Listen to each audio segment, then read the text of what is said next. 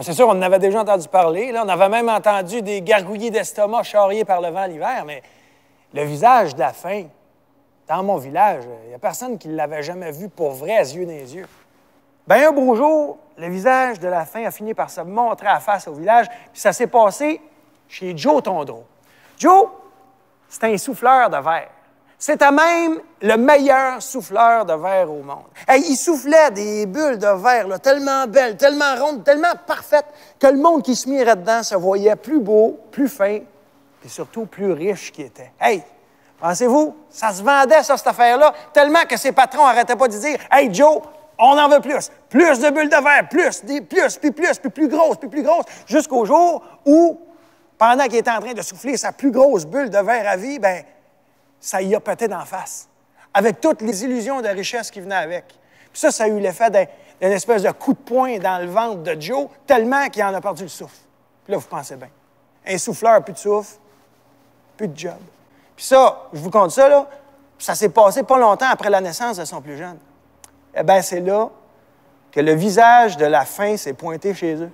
Mais au début, ça n'a pas été le visage de la faim, ça a été sa cousine, la pauvreté, qui s'est installée autour de la table.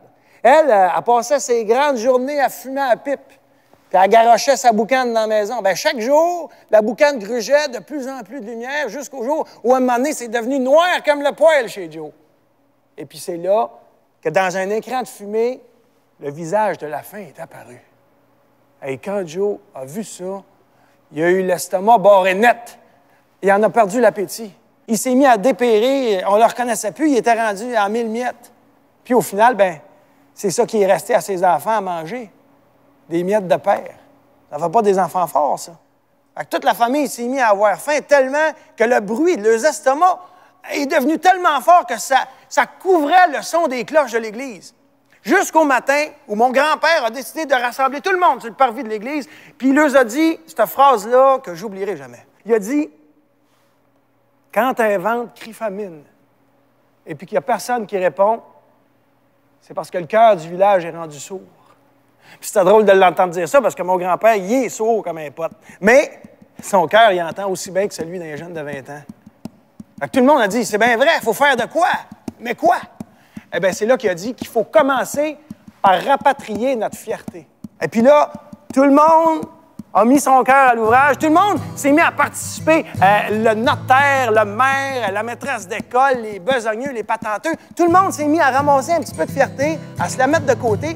Puis là, on allait porter ça chez le ferblantier, puis lui, il est équipé. Fait qu'il mettait ça en canne pour l'hiver.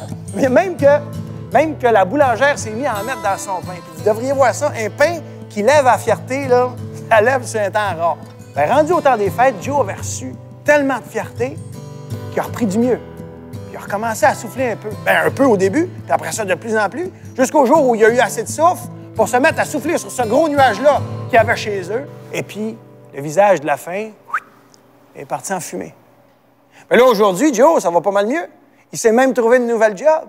C'est lui qui fait tourner les ailes du moulin à farine. Puis vous devriez voir ça, c'est beau à voir. Puis, c'est rendu qu'il a accumulé tellement de fierté que ça s'est mis à revoler partout. Puis au printemps, vous ne me croirez peut-être pas, mais il s'est mis à pousser de la fierté d'un champ, sur nos terrains, partout. Parce que quand tu sèmes de la fierté, tu récoltes de la fierté. Puis ça te donne un village, une ville, un pays qui sent le bon pain chaud. C'est la grande guignolée des médias. Regardez donc dans votre garde-manger. Peut-être qu'il vous reste un petit peu de fierté que vous pourriez partager.